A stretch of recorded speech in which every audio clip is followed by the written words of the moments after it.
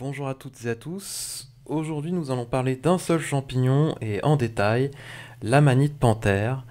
Euh, c'est un champignon toxique assez connu dont je n'ai pas parlé dans ma vidéo sur les grands toxiques alors qu'il fallait clairement en parler.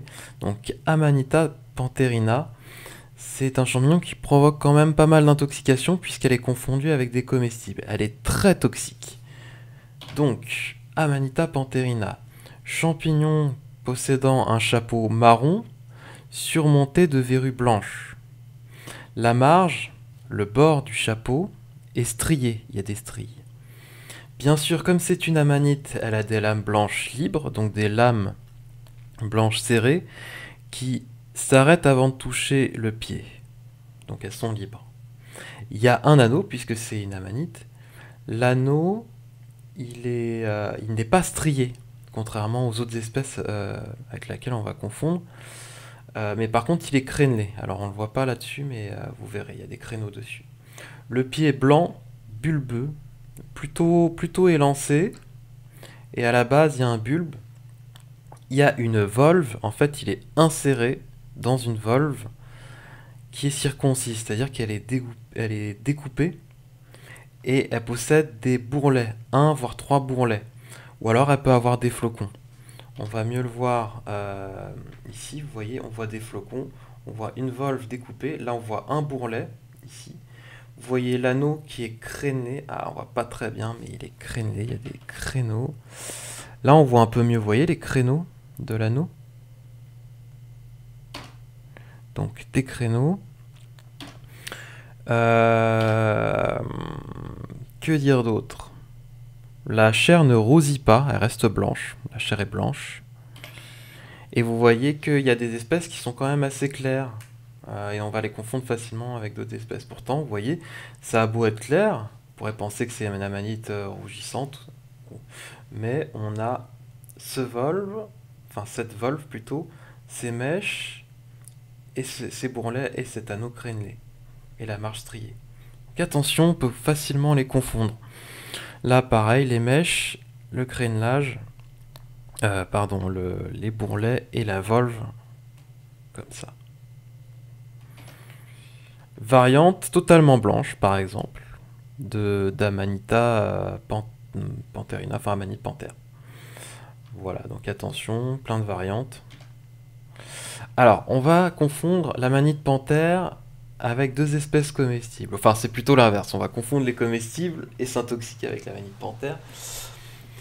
Comestible entre guillemets parce que l'amanite rougissante, donc Amanita rubescens, déjà elle est très toxique crue, faut bien la cuire et même cuite elle est indigeste pour certains, donc faut l'éviter. L'amanite épaisse, ou plutôt maintenant l'amanite élevée variante épaisse, est comestible mais sans intérêt. Donc on va éviter de consommer ces deux champignons. En fait, le propos de la vidéo, c'est éviter de manger ces deux pseudo-comestibles pour éviter de se retrouver avec une amanite panthère. L'amanite rougissante, Amanita rubescens, ou golmotte, alors que la pantherina, la panthère c'est la fausse golmotte, a une margis, donc pas de stries. Elle rosit à la blessure, voire même elle devient vineuse. Elle a une couleur de vin en fait, de vinasse, ça veut dire ça, hein, vineux.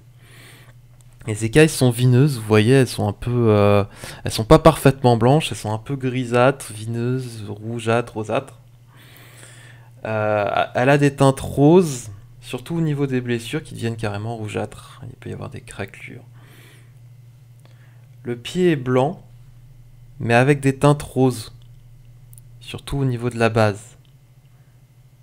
Le pied est bulbeux, mais il n'y a pas de marge, il n'y a pas de bourrelet, il est juste bulbeux, il y a même pas vraiment de volve, vous voyez. Hein. C'est ça qui va permettre aussi de reconnaître. Et l'anneau est strié.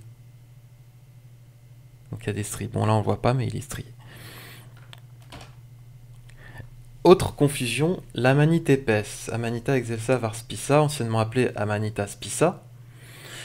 Là, on va avoir des écailles grisâtres, pas parfaitement blanches, mais grisâtres. Une chair qui reste blanche à la blessure. Un pied plus épais, bulbeux, mais sans bourrelet. Et chiné de brun, vous voyez qu'il y a ces sortes de zébrures brunes à rose. Et un anneau strié aussi. Mais ces zébrures, vous voyez à la base, ce qui va permettre de différencier de la manite panthère. Une odeur de pomme à rave, la manite panthère a une très légère odeur rave et encore c'est pas évident. Tous ces champignons là sont très communs et ils vont pousser sous feuillus et sous conifères dans les bois, un peu partout donc on peut tomber dessus. Ok. Alors, maintenant la toxicité d'Amanita pantherina. Qu'est-ce qui va vous arriver si vous confondez ces champignons avec la manite pantherina? Donc, la manite panthère est très toxique, pire que la tumouche, qui est déjà toxique. Elle contient deux toxines, l'acide iboténique et le mucimol, qui vont agir sur le système nerveux central. Donc, ce sont des toxiques neurologiques. On va avoir ce qu'on appelle un syndrome panthérinien. Mais il n'y a pas que la manite panthère qui provoque le syndrome panthérinien. Il y a une phase d'incubation que vous voyez qui est assez rapide. La règle générale, c'est plus l'incubation est rapide et moins c'est grave. Donc, en général, on s'en sort de cette intoxication, mais quand même, on passe pas un bon moment, on se retrouve hospitalisé et on peut quand même mourir. Trouble neuropsychique qui se fait en deux phases, ça c'est assez amusant. Au début, c'est super parce qu'on a de l'euphorie, mais on peut avoir aussi des troubles du comportement, on peut être excité, euphorique, mais colérique aussi. Bref, c'est un peu le bordel. Et puis il y a les parties moins sympas, on est complètement désorienté, on a des délires, voire des hallucinations. Ce qui peut amener certaines personnes à manger ce champignon pour une pratique récréative. Enfin, ils vont plutôt s'amuser avec la manitue-mouche, qui est quand même moins sévère. Mais c'est super dangereux de faire ça, hein. Et ensuite, boum, phase de sommeil profond, torpeur, voire coma dans les cas graves. Il peut aussi y avoir bien sûr des troubles digestifs, vomissements, diarrhée, plus ou moins sévères, enfin c'est faible. Et on guérit. Donc on fait un coma, boum, on tombe dans le coma, et 24 heures plus tard, on se réveille. Parfois on se réveille jamais, parfois on fait des convulsions et on meurt. Il n'y a pas d'antidote spécifique. Mais si ça vous arrive, vous allez être hospitalisé, on va vous surveiller, on va vous administrer des choses pour essayer de calmer les troubles neurologiques, ainsi que d'autres troubles qui vont arriver au niveau de l'équilibre des constituants du sang, etc. Euh, et normalement, vous vous en sortez, mais voilà, c'est pas marrant du tout, c'est très toxique quand même. Voilà, donc faut quand même bien la reconnaître. Vous voyez qu'il peut y avoir des confusions assez tragiques avec des comestibles, c'est pour ça qu'il faut la connaître par cœur. C'est quand même pas évident de la différencier des autres comestibles. Donc la moralité, c'est on évite de consommer la manite épaisse et la manite épaisse et la manite rougissante, ça n'a pas vraiment d'intérêt. Ce sont des comestibles médiocres qu'on va très facilement confondre avec la manite panthère.